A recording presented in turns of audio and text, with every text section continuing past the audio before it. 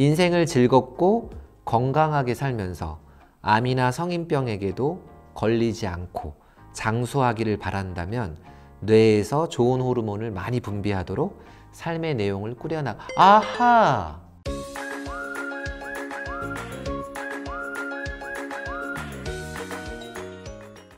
예, 안녕하세요. 닥터 옥수수입니다.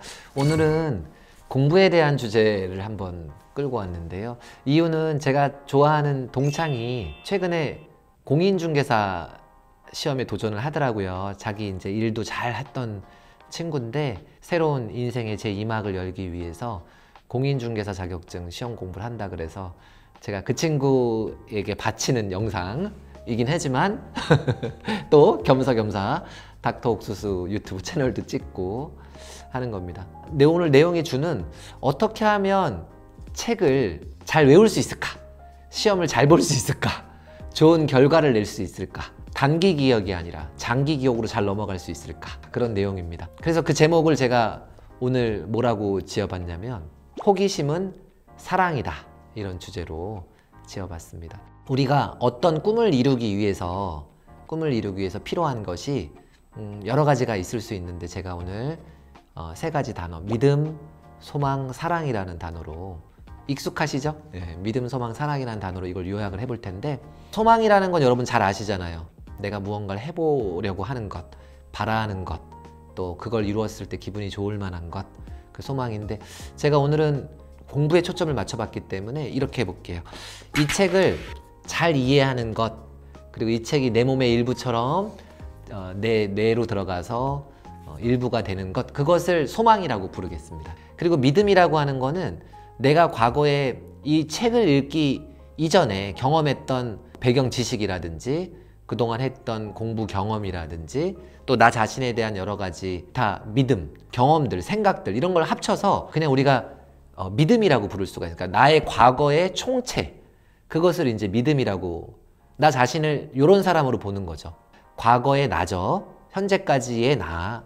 이루고자 하는 것은 소망이고 현재까지의 나, 과거의 모습의 총합은 믿음이라고 말씀을 드렸는데 이 둘 사이에 갭이 있단 말입니다. 지금까지 한 걸로는 이 책이 왠지 좀 재미가 없을 것 같고, 그 다음에 소망은 이 책을 잘 정복하고 싶은 것이 소망인데 이 갭을 메꿀 때 나오는 것이 바로 사랑입니다.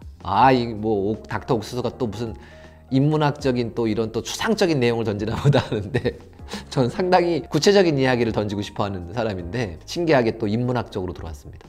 근데 이 사랑이라고 하는 거는 항상 서로 다른 것을 하나로 만들어주는 성격이 있어요. 서로 사람을 사랑하게 되면 그 사람하고 나하고 거리가 굉장히 없는 것처럼 느껴지지 않습니까? 이걸 사랑이라고 부를 수가 있고, 사랑의 속성 중에 하나는 이질적인 걸 붙이면서 언제든 모습을 바꾼다는 거죠. 그 모습을 바꾼다는 게 사랑이 워낙 전지전능하다 보니까 자기가 필요한 적재적소의 그런 모습을 택한다는 거예요. 그래서 소망, 내가 이 책을 잘 읽겠다, 잘 배우겠다 하는 소망, 그리고 현재까지의 나의 현실, 그런 믿음, 그 둘 사이의 갭, 벌어져 있는 것, 그것을 메꾸는 게 바로 사랑입니다. 자, 그런데 사랑은 필요한 곳에 필요한 모습으로 있게 되죠. 그런데 우리가 이 책을 잘 배우겠다라는 소망이 절실하게 되면, 소망이 하늘에 닿는다고 하죠. 또 내가 절실했을 때 그때 사랑이 등장을 하고요. 사랑이 그 갭을 메꿔주는데 이런 책에서는 그때 나오는 것이 바로 무엇이냐? 호기심입니다. 그래서 내가 이 책을 되게 잘 공부하고 싶은데 현재는 아니다 이 말입니다. 지루하고. 그런데 그때 사랑이 호기심이라는 단어로 변해서 절실한 사람에게 날라오죠. 그래서 이 책이 내용이 뭘까?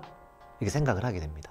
근데 그런 거 호기심 없이 책을 막 그냥 넘기는 사람들이 너무 많아요. 호기심은 내가 원하는 지식과 지식을 이 뇌세포가 연결하는 거거든요. 배운다는 거는.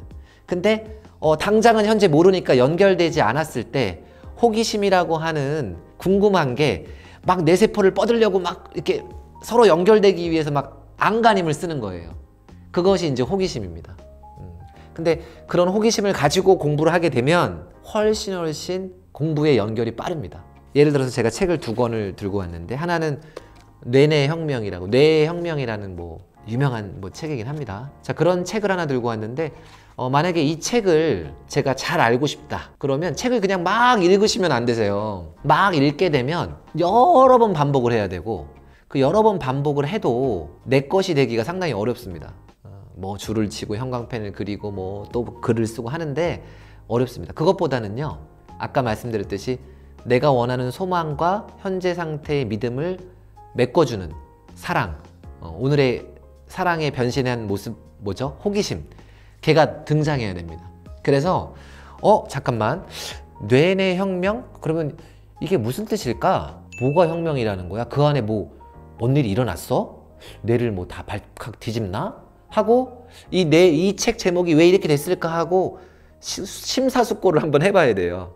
그런 아하 하는 그런 경험을 받기 위해서는 지식과 지식이 연결되고 내가 소망하고자 하는 그 책의 내용이 나한테 다가오는 걸 그런 아하 경험이라고 하는데, 그런 거를 자꾸 만들어내서 내 세포의 연결을 강화하기 위해서는 호기심이 많아야 됩니다. 그래서 저라면 책을 읽을 때 먼저 제목을 왜 이렇게 이 사람이 졌을까? 혁명이라는 건 무슨 뜻일까? 혁명이라고 하는 거는 뭔가 급진적인 이야기니까, 내가 만약에 이 내에 일어난 일을 알게 되면 내가 살아가는데 어떤 급진적인 변화가 온다는 뜻일까? 이런 식으로 이제 해석을 하는 거고, 이 사람은 그걸 왜 썼을까? 이렇게 하는 거고요. 그러면 처음에 여러분들은 막 넘길지도 모르지만 저는 저자의 서문을 좀 잘 보는 편입니다. 서문을 봤더니 이 저자가 이 책에서는 이렇게 썼습니다. 인생을 즐겁고 건강하게 살면서 암이나 성인병에게도 걸리지 않고 장수하기를 바란다면 뇌에서 좋은 호르몬을 많이 분비하도록 삶의 내용을 꾸려나가. 아하! 제가 이제 아하 했습니다. 왜냐하면 제가 이 제목을 생각해 보지 않았다면 이 서문이 와닿지 않았을 텐데, 왜 이 사람이 뇌내 혁명이라고 썼지? 뇌에 무슨 일이 일어나는지, 그게 왜 무슨 일이야 이게 도대체? 라고 고민했기 때문에 이 사람이 결국은 이 사람이 건강하고 장수하고 성인병에도 걸리지 않고 암에도 걸리지 않고 그렇게 하려고 한다면, 또 그러려고 하니까 뇌에서 좋은 호르몬이 많이 나오면 그렇게 되는구나. 그러니까 또 그런 호르몬이 나오도록 어떻게 삶을 결국은 이 사람은 삶의 내용을, 삶에서 오는 여러 가지 정신적, 육체적 내용을 우리가 재해석하고 바꿈으로써 뇌에서 좋은 호르몬이 나오게 해서 암이나 뭐 심장질환이나 만성병이나 그런 것에 걸리지 않고 건강하게 장수할 수 있는 비결을 말하고 싶구나, 이렇게 제가 알게 되는 거죠. 그리고 나서 이제 목차에 들어가는데 머리말도 물론 봤지만 이제 목차를 보고 빠르게 목차를 훑은 다음에 전체 내용을 한번 조망을 해봐야 됩니다. 예를 들어서 첫 번째 제목이 동양의학과 서양의학의 접점이라는 말이 나왔고, 그래, 그게 무슨 뜻일까? 자, 이런 식으로 제가 목차를 훑은 다음에 이분이 어떤 말을 하려고 하는지 그 디테일을 상상해 보는 겁니다. 상상해 본다? 그러면 사실 제가 책을 아직 넘기지도 않았는데 얼마나 제가 채울 수 있겠습니까? 제가 가지고 있는 배경 지식 정도로. 예를 들어서 그래? 플러스 발상? 플러스 발상이라는 거는 뭔가 긍정적인 생각을 뜻하는 것 같은데, 근데 긍정적인 생각 그거 당연한 거 아니야? 근데 그걸 가지고 뭘 얘기하고 싶을까 이 사람이? 긍정적인 생각을 하면 뭔가 나오는 호르몬에 대해서 구체적으로 말하고 싶을지 않을까? 왜냐하면 이 사람이 뇌 안에 있는 호르몬에 대해서 서문에서 썼거든요. 그러면 플러스 발상을 했을 때 마이너스 발상하고는 다르게 뇌에서 어떤 호르몬이 다르게 분비되나 보다, 뭐 이런 식의 그 살을 붙이는 작업을 해보는 겁니다. 그게 맞든 틀리든. 그렇게 하고 나면 뇌는 어떤 상태가 되냐면 그 공백을 메꾸고 싶어 해요. 호기심이라는 게 그런 거잖아요. 내가 블랭크를 만들어 놓으니까 뇌는 어떻게든 그 블랭크를 채우고 싶어 하는 속성이 있습니다. 그래서 오 권장이 닥터 옥수수가 지금 저렇게 말했는데 진짜 내용은 뭘까? 얼른 책을 펴고 싶은데 근데도 닥터 옥수수가 책을 안 피죠. 그러니까 이게 이 사람이 이런 말을 쓰고 싶구나 저런 말을 쓰고 싶구나 하는 것을 상상해 보는 겁니다. 호기심을 가지는 거죠. 그래서 결국 호기심이라고 하는 거는 나 현재 상태, 아까 제가 그걸 믿음이라고 표현드렸고, 내가 원하는 상태, 책을 잘 읽고 이 책의 내용이 내 세포의 일부가 되는 그 상태로 가기까지의 갭, 그 갭을 메꿔야겠다 라는 그런 마음, 사랑이 들어오게 되면 사랑은 뭘로 변한다고요, 여러분? 호기심으로 변한다.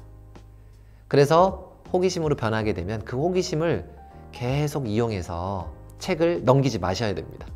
책을 누가 더 오래 넘기지 않고 더 많은 호기심을 기다려줄 수 있느냐, 참아낼 수 있느냐. 호기심은 고통이거든요. 그럴 때 여러분들의 이 학습 능력, 전체를 파악하는, 대의를 파악하는 능력, 그리고 전체의 그 프레임이라고 하잖아요. 그 전체 프레임을 잡을 수 있는 능력이 올라갑니다.